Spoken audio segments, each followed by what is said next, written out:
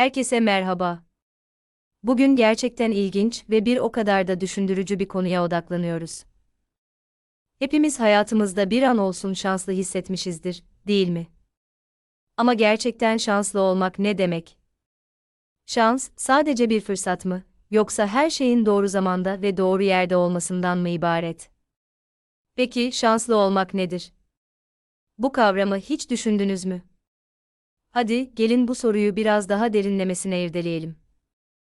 Şans, genellikle dışarıdan bakıldığında çok basit bir şey gibi görünür. Bir piyangoyu kazanmak, hiç beklemediğiniz bir anda hayatınızı değiştirecek bir fırsatla karşılaşmak.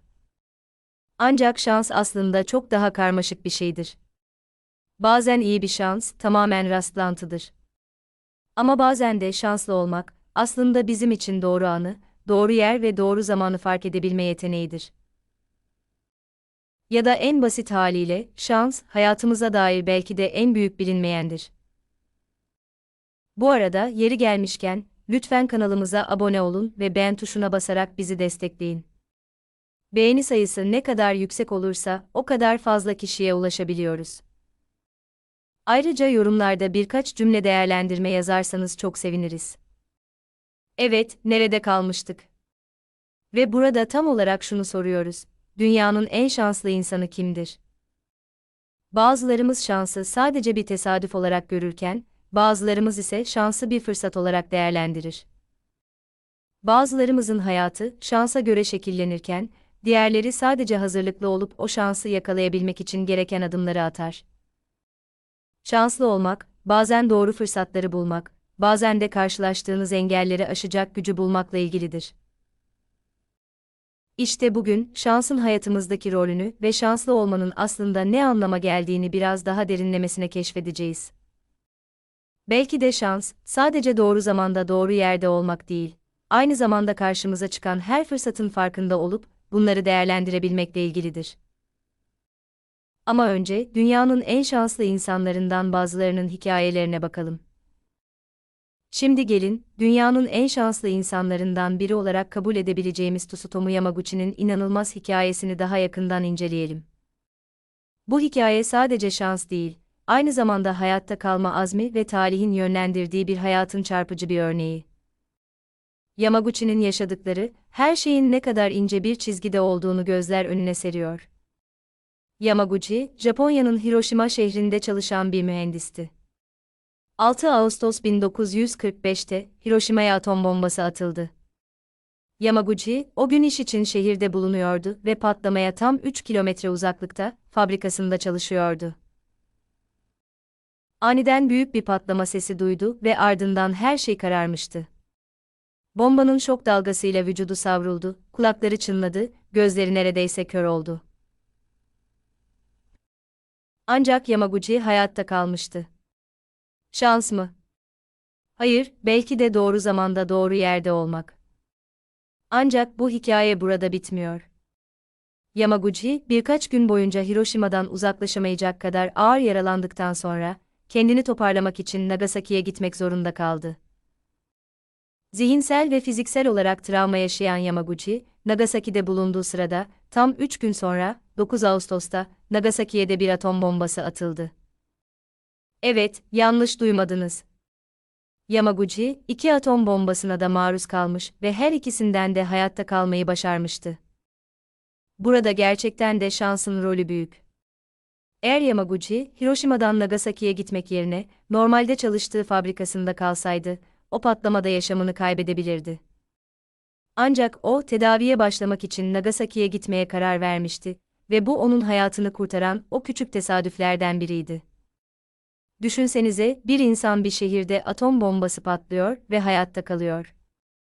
Ardından birkaç gün sonra, başka bir şehirde, başka bir bombaya maruz kalıyor ve yine hayatta kalıyor. Bir insanın bu kadar şanslı olması gerçekten inanılmaz değil mi? Ama bu hikayede şansın tek başına yeterli olduğunu söylemek zor. Yamaguchi'nin psikolojik ve fiziksel direncini de göz önünde bulundurmalıyız.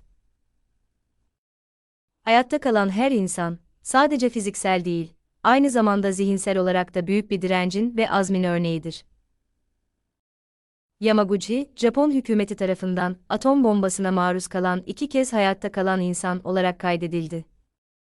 Tabii bu hikaye birçok kişiye şans ve kaderin nasıl işlediğini sorgulatıyor. Bazıları Yamaguchi'nin hikayesini bir mucize olarak nitelendiriyor. Bazıları ise şansın, onun hayatta kalabilmesi için sadece bir faktör olduğunu savunuyor. Ancak bir şey kesin, Yamaguchi, 2 kez atom bombasına maruz kalan ve buna rağmen hayatta kalan biri olarak tarihe geçti. Şanslıydı ama aynı zamanda doğru kararlar vererek hayatta kaldı. Şimdi ise bir başka inanılmaz hikayeye göz atalım, Francesco Laperuta. Bu hikaye, bir adamın hayatını tam anlamıyla değiştiren bir tesadüfün nasıl şansla birleştiğini gösteriyor. Laperuta bir gün hayatını kaybedebilirdi ama şans ona başka bir fırsat sundu. 2009 yılında, İtalya'nın güneyindeki Napoli'den Roma'ya seyahat eden bir adamın başına gelenler adeta bir şans hikayesi gibi. Francesco, iş için Napoli'den Roma'ya gitmek üzere trene bindi. Tren yolculuğunun ortasında büyük bir talihsizlik yaşandı. Bir anda trenin geçmekte olduğu viyadükten büyük bir kaya düşmeye başladı. Kaya tam da Laperuta'nın oturduğu bölümü hedef almıştı. Tren raylarından sapan kaya, treni sarsarak büyük bir gürültüyle yere çakıldı. O an bir felaket yaşanıyordu. Laperuta'nın o sırada yanındakiler hayatlarını kaybetti. Ama o, hayatını kaybetmekten mucizevi bir şekilde kurtuldu. Peki nasıl? Laperuta trene bindiği sabah, bir sebepten ötürü, gerçekten hiçbir anlamı olmayan bir anda, biraz daha geç kalkmıştı. O yüzden biletini almadan trene binmişti. Tren hareket ettiğinde, bilet gişesindeki yoğunluktan ötürü biraz gecikmişti. İşte bu gecikme, onun hayatını kurtardı. Normalde daha önceki tren seferinde biletini almış olsaydı, o trenin aynı noktada kaza yapması muhtemeldi. Bundan birkaç dakika önce, Laperuta'nın seçtiği koltuk, yere doğru düşen kayanın hedef aldığı noktadaydı. Ama o sabah trende bir tesadüf sonucu oturacağı yeri değiştirmişti. İşte o küçük değişiklik, ona hayatını kurtaracak şansı sundu. Laperuta'nın hayatını değiştiren bu olay, aslında şansın bazen ne kadar küçük detaylarda gizli olduğunu gösteriyor. Bazen hayatımızda, düşündüğümüzden çok daha fazla tesadüf var. Bir yer değiştirmek, bir dakikayı farklı geçirmek ya da bir karar vermek, hayatımızı tamamen değiştirebilir. Laperuta, şansının yanı sıra, hayatını kurtaracak olan küçük bir karar verme anına da sahipti. O gün yaşadığı olay, onun da kafasında şansın ve kaderin nasıl işlediğine dair yeni sorular bıraktı. Bugün, Laperuta hayatını kaybetmeyen o şanslı insanlardan biri olarak biliniyor. Ancak onun hikayesi, yalnızca bir tesadüf değil. Kendi eylemlerinin ve kaderinin bir birleşimi olarak da düşünülebilir. Hayatta kalabilmek için bazen doğru zamanda doğru yerde olmak yetmez. Bazen de şansa güvenip, hayatı farklı bir açıdan görebilmek gerekir. Bir başka hikaye Evelyn Adams, New Jersey'de tam 5 milyon dolarlık piyango ödülünü 2 kez kazanan bir kadındı. Bu kazanımlar onu ülke çapında ünlü yaptı ve şanslı biri olarak tanındı. Fakat kazandığı bu paranın çoğunu kısa süre içinde kaybetti. 1985 ve 1986 yıllarında kazandığı 5 milyon dolar, Adams'ın hayatını dönüştürdü. Ancak parayı harcama şekli, sonunda ona büyük kayıplar getirdi. Evelyn, kazancından sonra lüks tüketim, aşırı harcamalar ve yanlış yatırımlar yaparak parasını hızla tüketti. Birçok arkadaşı ve ailesi ona sürekli para talep etti. Ünlü olduktan sonra, ona birçok iş teklifi geldi, ancak Adams bu tekliflerin çoğunu değerlendiremedi ve yanlış yatırımlar yaptı. Ailesi ve arkadaşları tarafından sürekli destek talepleri nedeniyle parasının çoğu tükenmişti. Evelyn Adams, kazandığı 10 milyon doları, 10 yıl içinde tamamen kaybetti.